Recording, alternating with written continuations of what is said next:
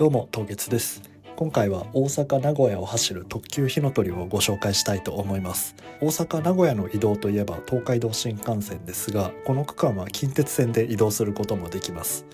スピードでは新幹線の方が上ですが、快適さではひのとりの方が圧倒的に上です。この動画では実際に特急ひのとりに乗りながら豪華な座席のレビューや車内の紹介、お得に乗る方法などをお伝えしていきます。動画を見終わる頃には新幹線をキャンセルしてひのとりの特急券を買ってしまうこと間違いなしです。ぜひ今回も最後までご覧ください。それでは行きましょう。始発駅の大阪難波にやってきました。特急ひのとりはこの大阪難波と名古屋を結んでいます。近鉄線のホームに降りるとき、ひときわ目を引くのがマグロ大学の広告です。これを見ると大阪に来たという気持ちになりますよね。難波駅にはひのとりの他に伊勢神宮がある伊勢や志摩半島へ向かう特急しまかぜや伊勢志摩ライナーといった特急列車が乗り入れています。普通電車も次から次へと列車が入ってくるので、ひのとりが来るまでの間飽きずに列車を見て楽しむことができます。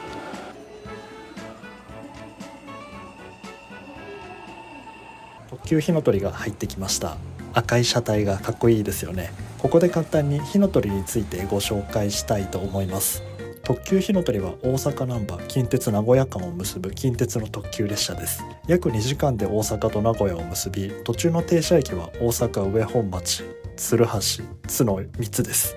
ごく一部は大和八木、白子、近鉄四日市にも止まります。距離でいうと約190キロ走るんですが、ほとんどの駅を通過していくのでとても便利な特急列車でもあります。ひのとりは2020年に登場した新しい車両で、最大の特徴はくつろぎのアップグレードをコンセプトにした豪華な設備です。移動そのものを快適に楽しむことができます。そんなひのとりにはプレミアムシートとレギュラーシートの2種類の座席があり、どちらも快適なシートです。プレミアムシートは先頭と一番後ろの車両にある豪華な座席です。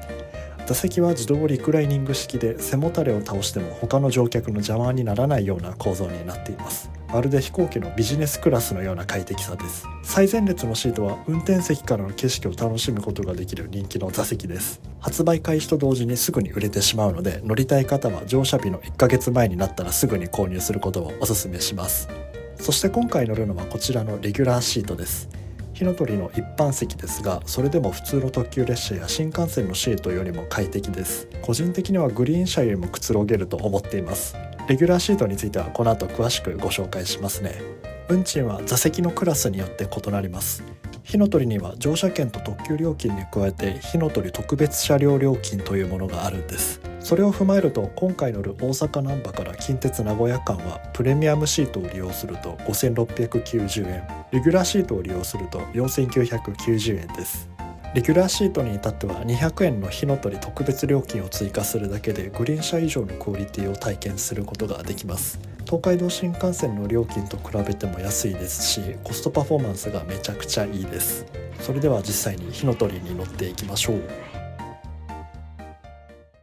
こちらがひのとりのレギュラーシートです。シルバーを基調とした座席でとても高級さを感じますね。手元にはリクライニングのスイッチとコンセントがついています。リクライニングは指先でスイッチを上げるだけで背もたれと座面が動くのですごく楽です。ひのとりのすべての座席にはバックシェルがついていて、後ろの乗客のことを気にせずリクライニングすることができます。さらに窓が大きいのでくつろぎながら走行中の景色を存分に楽しむことができます。足元にはフットレストがあり、すぐ眠れてしまうような作りになっています。無料 Wi-Fi、電源、コンセント、パソコン作業にも便利な大型テーブルが完備されていて、ビジネス利用にも最適ですね。大阪難波を出発しました。難波から鶴橋の区間は地下を走れますが、鶴橋から先は地上を走っていきます。今僕が立っているのはベンチスペースという誰でも利用できるフリースペースです。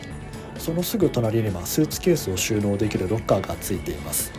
もちろんひのとりを利用している方なら誰でも無料で利用できます。ロッカーがない車両には荷物置きスペースも設けられているので、旅行で利用する際も便利ですね。ひのとりにはカフェスポットがあり、オリジナルコーヒーやスナックの自販機が設置されています。このコーヒーがすごい美味しくて、出来たてのホットコーヒーをなんと200円というお値段で飲むことができます。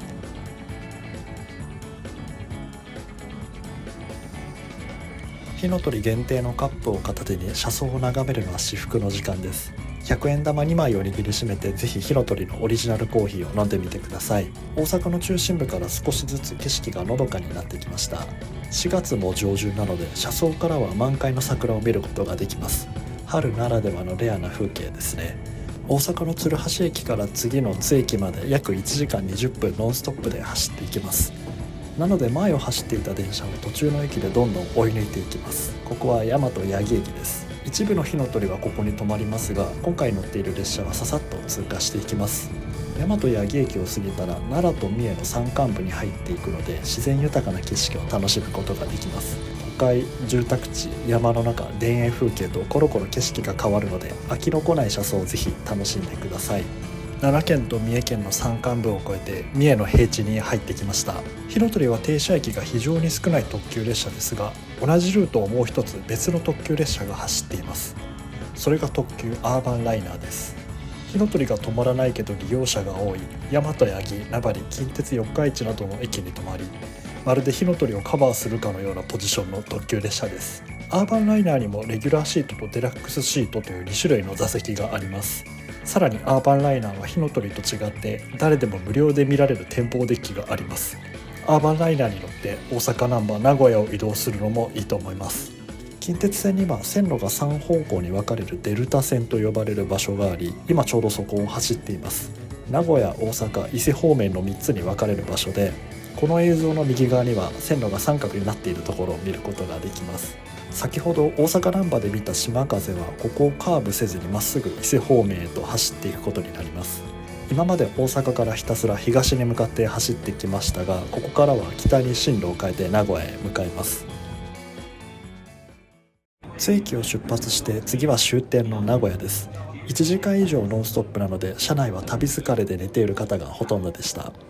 しかも火の鳥って驚くほど車内が静かで揺れが少ないので、それがより眠気に拍車がかかっていると思います。ここでちょっと豆知識として火の鳥にお得に乗る方法をご紹介します。先ほど大阪難波名古屋を移動する場合、プレミアムシートを利用すると5690円、レギュラーシートを利用すると4990円とお伝えしました。これよりもお得になる方法が近鉄の株主優待券を使うことです。大阪や名古屋の金券ショップなどで購入することができます。これを乗車券の代わりに使うことで、よりお得に火の鳥に乗れます。僕は今回1000円で買えたので、レギュラーシートは3130円で乗ることができました。ほぼ特急料金がタダになるような形になったので、めちゃくちゃお得でした。株主優待券を使えばお得に乗車することができます。火の鳥の特急料金と特別車両料金は駅の窓口や近鉄のネット予約サービスで購入できますので、別で用意しておいてください。名古屋・大阪間の移動を快適にかつお得に過ごしたい方には、株主優待券の利用がとてもおすすめです。名古屋駅が近づいてきました。名古屋駅前の高層ビルが見えてくると、名古屋に来たなって感じがしますね。この後地下に入り、近鉄名古屋駅へ向かいます。だんだんと地下に入っていくところにワクワクしてしまうのはきっと僕だけかなと思います。ということで終点の近鉄名古屋駅に到着です。約2時間かけて走ってきましたが、あっという間に時間が経ってしまいました。快適すぎて少しだけ居眠りをしてしまったほどです。改めて火の鳥を見ると、やっぱり赤い車体がかっこいいですね。これに乗って名古屋大阪を往復するのも面白いなと思いました。近鉄線には火の鳥以外にも島風や青のシンフォニーなどの魅力的な特急がたくさん走っています。特に伊勢志摩へ向かう島風と伊勢志摩ライナーにはぜひ乗ってほしいですね。今回は新幹線より快適な特急火の鳥のレギュラーシートをご紹介してきました。乗っていて感じたのは、火の鳥が目的で乗っている人が結構いるなということです。大阪や名古屋の旅行にプラスで火の鳥に乗るというのは全然ありだと思います。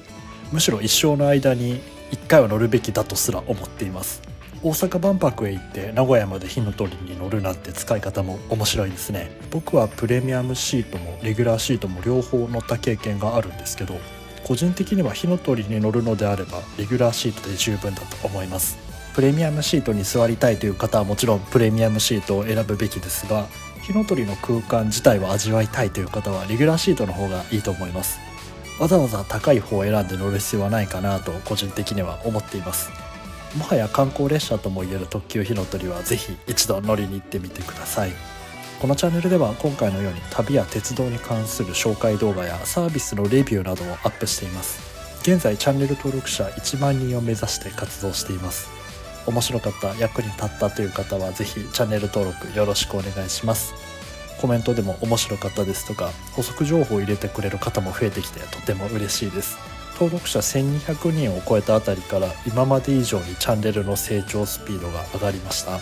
皆さんが高評価や応援のコメントをくれているおかげです。いつも本当にありがとうございます。それでは今回も最後までご覧いただきありがとうございました。また次の動画でお会いしましょう。